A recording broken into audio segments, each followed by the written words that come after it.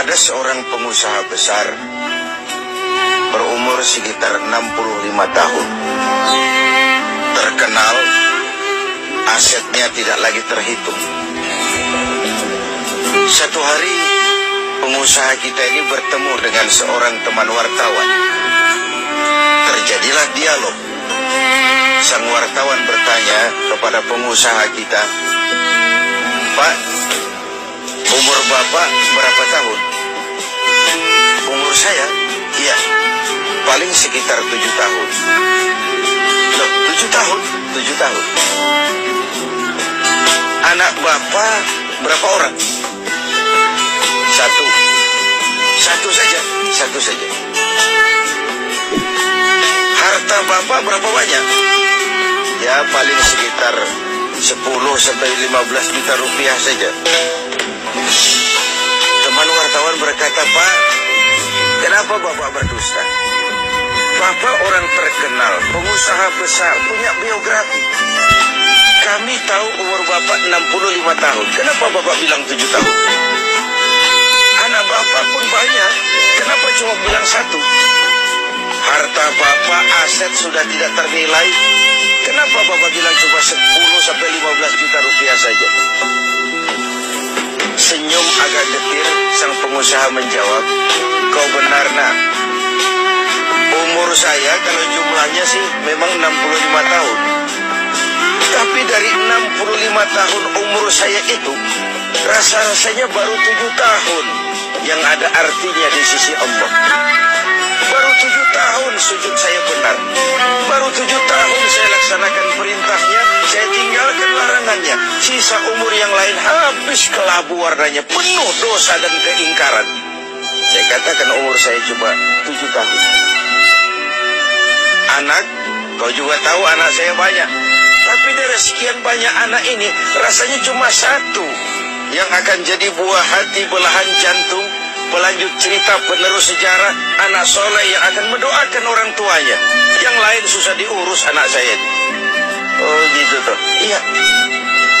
"Mengenai harta, Pak, kau juga benar. Harta saya, aset saya sudah sulit dihitung, Nak. Pabrik di mana-mana, di tiap bank hampir ada deposito saya. Tapi dari sekian banyak harta itu yang saya ingat, baru sekitar 10-15 juta yang saya belanjakan di jalan Allah. Saya sumbangkan masjid, saya bantu pesantren, saya bantu yatim piatu. Dan itu yang akan jadi milik saya yang sebenarnya, yang akan saya bawa menghadap Allah, saya bawa ke alam kubur. Yang lain akan jadi rebutan ahli waris sesudah." Jangan-jangan orang tua tadi adalah kita-kita ini. Jangan-jangan kita-kita ini adalah orang tua tadi. Tapi yang pasti, jangan sampailah kita seperti orang tua tadi itu. Dari sekian banyak umur yang diberikan, berapa yang punya nilai di sisi Allah? Dari sekian banyak anak titipan Allah kepada kita, berapa yang akan jadi anak soleh, buah hati, belahan jantung, pelanjut cerita, penerus sejarah? Dan dari sekian banyak harta kita, berapa yang sudah kita belanjakan di jalan Allah, yang artinya akan jadi milik kita yang sebenarnya? Banyak ketidakadilan yang terlepas dari pengadilan dunia. Sering orang-orang yang berbuat kebaikan tidak mendapat perlakuan yang pantas di dunia ini. Sering kehidupan jadi rancu. Yang benar dikhianati, pengkhianat dibenarkan. Yang tuntunan dijadikan tontonan, yang tontonan malah dijadikan tuntunan. Untunglah ada akhirat. Bukan sekedar melepas diri dari ketidakberadayaan kita menghadapi sistem, tapi cermin bahwa tidak satu ketidakadilan yang bagaimanapun kecilnya yang terlepas dari pengadilan dunia akan terlepas juga di pengadilan akhirat nanti. Inilah keadilan. Karena itu pada jumpa kali ini saya ingin menyampaikan sebuah hadis tentang apa yang harus kita pertanggungjawabkan di hadapan Qadi Rabbul Jalil nanti. Sebuah hadis menyatakan, "Lan tazula qadama 'abdin yaumal qiyamah hatta yus'ala an arba'i khisal.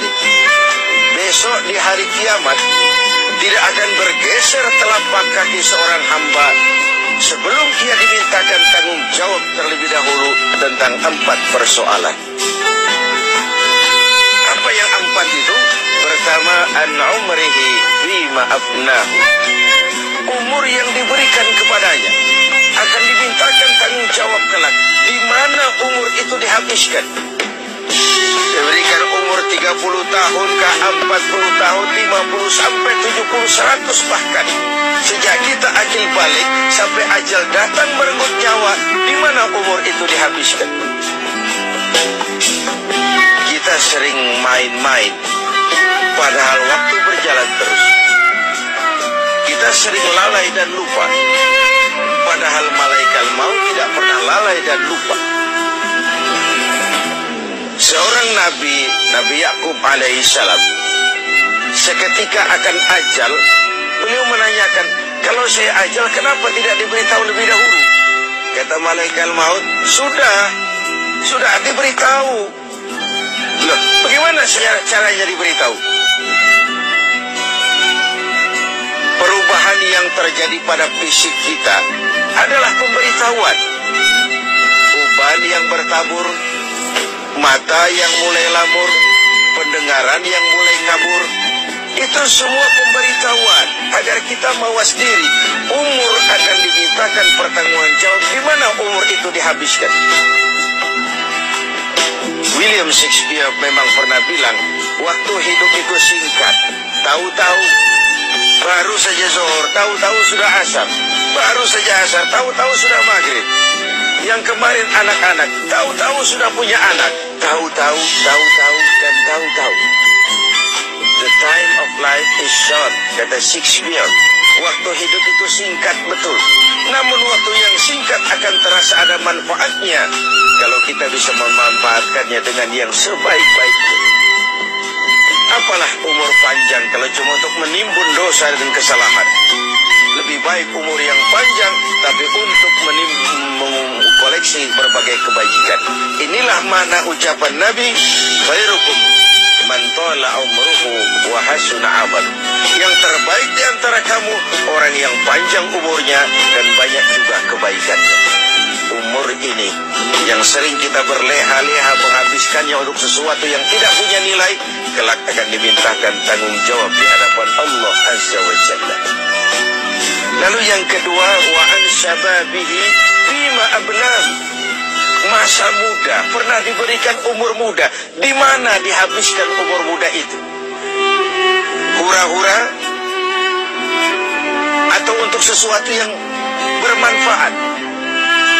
Dahulu ada seorang selebritis lah kalau zaman kita sekarang. Namanya Ibrahim bin Adham. Namanya Malik bin Dinar. Namanya saja sudah Malik bin Dinar, Raja bin Uang. Hidupnya jet set. Satu malam dia mengadakan pesta di rumah mewahnya. Datang seorang pengemis, bertanya kepada penjaga pintu, siapa yang punya rumah ini? Bos saya. Iya, Malik bin Dinar. Oh, orang kaya? Orang kaya. Selebriti? Selebriti. Dia hamba apa orang merdeka? Dia orang merdeka. Kalau hamba bagaimana bisa pesta sehebat ini? Orang tua itu senyum lalu bilang, sampaikan kepada bosmu Malik bin Dinar, dia memang orang merdeka. Kalau dia hamba, bukan seperti ini pekerjaannya. Dia orang merdeka, dilarang tidak terlarang, dicegah pun tidak tercegah. Merdeka dia memperturutkan hawa nafsunya. Kalau dia hamba Allah, bukan begini pekerjaannya. Menghabiskan waktu untuk pesta hura-hura, sesuatu yang tidak ada gunanya. Ini disampaikan kepada Malik bin Dinar. Dia tercenung mendengar orang tua yang misterius itu. Malamnya dia bermimpi kiamat datang. Dia akan dia masukkan ke dalam neraka. Karena itulah lalu dia bertobat dari kemudian menjadi ahli sufi yang terkenal, Malik bin Dinar. Masa muda akan dimintakan tanggung jawab. Yang ketiga, wa an ilmihi maza amila bi. Ilmu yang dimilikinya, kemana ilmu itu diamalkan? Untuk mencerdaskan orang atau untuk membodohi orang yang memang sudah bodoh? Untuk membimbing umat atau menyesatkan orang lain? Agar hamba menjadi hamba Allah atau agar orang menghambakan dia? Ilmu akan dimintakan pertanggungan jawab. Yang terakhir, wa an malihi min aina iktasabahu wa fima anfaqahu.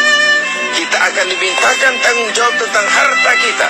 Dari mana harta itu didapat dan kemana harta itu dibelanjakan. Perhatikan yang terakhir ini. Tentang ilmu, pertanyaan akhirat cuma satu. Ilmumu kau amalkan untuk apa? Tentang umur, pertanyaan akhirat pun satu. Umurmu kau habiskan di mana? Tentang masa muda, pertanyaan akhirat juga satu. Masa mudamu kau gunakan buat apa? Tapi khusus tentang harta, pengadilan akhirat bertanya dua. Hartamu kau dapat dari mana dan kau belanjakan kemana? Dari mananya dan kemananya? Kadang didapat dari cara yang benar, tapi dibelanjakan untuk yang tidak benar. Atau bisa juga didapat dari cara yang tidak benar, dibelanjakan kepada jalan yang benar. Itu pun tidak mungkin kedua-duanya.